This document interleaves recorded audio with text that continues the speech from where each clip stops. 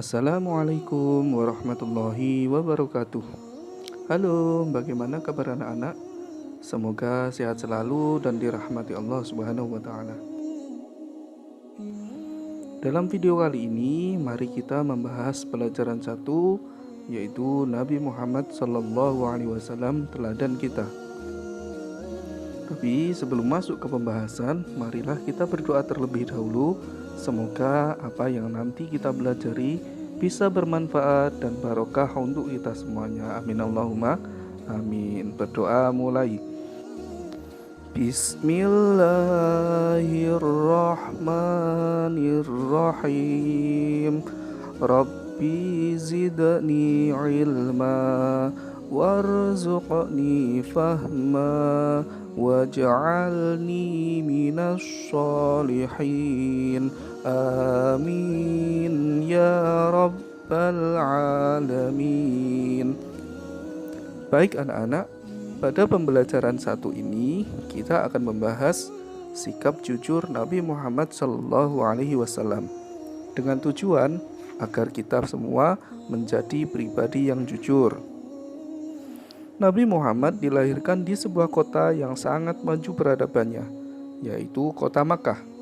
Namun demikian, kota Makkah ini berada di wilayah padang pasir yang tandus dan gersang, serta memiliki suhu yang panas. Sewaktu kecil, Nabi Muhammad pernah diasuh oleh seorang yang bernama Halimatus Sa'diyah. Di sana, Muhammad kecil mengembala kambing dengan anak-anak yang lain. Suatu ketika, pada saat mengembala kambing, datanglah 2 orang pria yang memakai baju putih dan mereka sangat bersinar, menghampiri Muhammad kecil dan membawanya ke suatu tempat.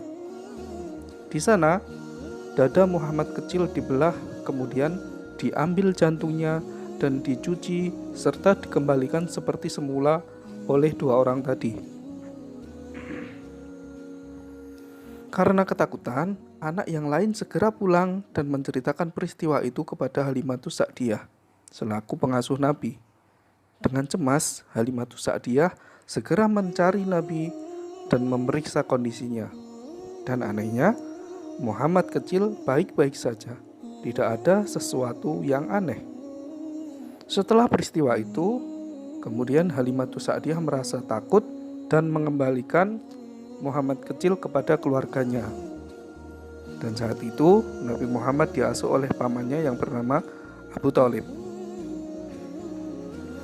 Abu Thalib ini adalah seorang saudagar. Dari beliau inilah Muhammad muda belajar berdagang. Muhammad muda adalah pedagang yang ulung dan pintar.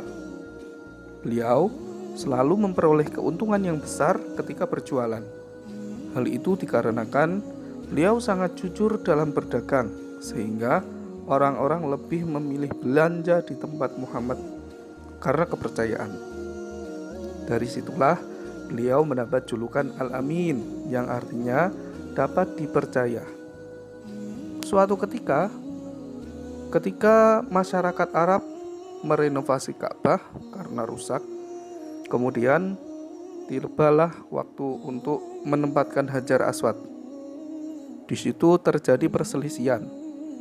Banyak pemuka-pemuka kabilah Arab yang merasa pantas dan merasa bahwa dialah yang paling berhak untuk menempatkan Hajar Aswad ke tempat semula.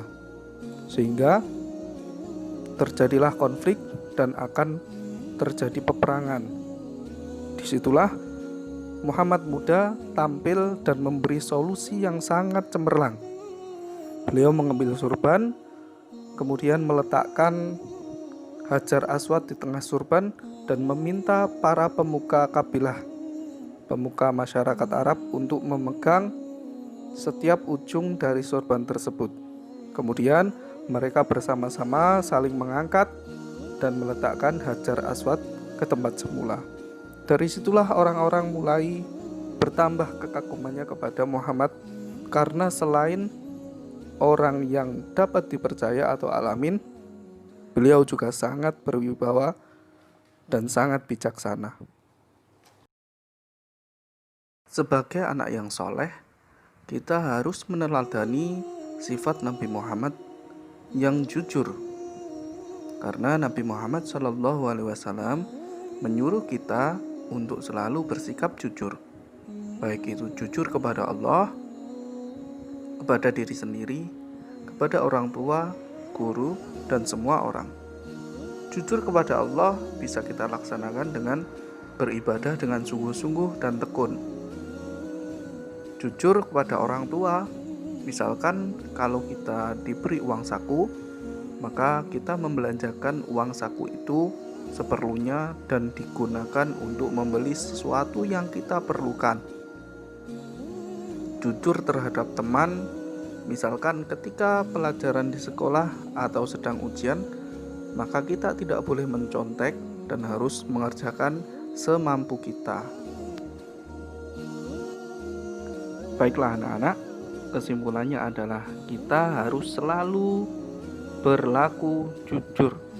Karena dengan kejujuran kita akan mendapatkan kepercayaan dari orang-orang di sekitar kita.